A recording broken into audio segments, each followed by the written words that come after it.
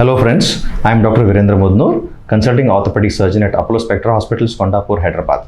I am specialized in arthroscopic procedures of the knee and the shoulder. Let us go through the anatomy of the knee joint. This is the knee model. Knee is made up of four important bones: the thigh bone, the shin bone, fibula, and the patella. The main weight bearing happens between the femur and the tibia. Every joint, when a joint is formed, the two articulating bones have a covering layer of cartilage. So the thigh bone is covered by a layer of cartilage, shin bone by another 6 to 8 millimeters of cartilage. So these two articulated surfaces have a cartilage on either side to reduce the coefficient of friction between these two surfaces. Knee joint is basically a hinge joint. Hinge joint in the sense it is only a single plane movement. If you take a hip shoulder joint or a hip joint, it is a ball and socket joint which has a multi-plane movement, whereas in the knee it is a one plane movement. But if you look at the anatomy of the knee joint, it is not a anatomical hinge.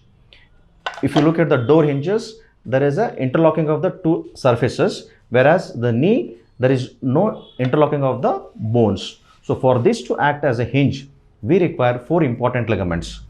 One ligament is on the lateral side of the knee or the outer side of the knee, called as the lateral collateral ligament.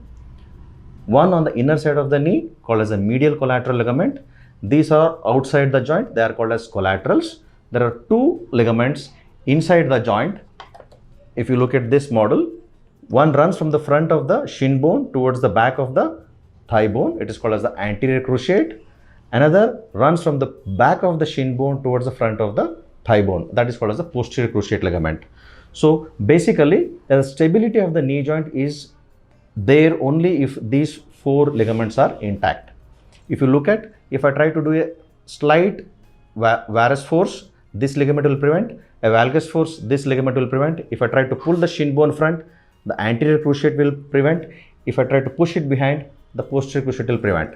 So the only possible movement is in this plane. ACL is a very common injury among the sports persons, among the road traffic accidents. Even in people who have a low velocity injuries, we can have an ACL injury.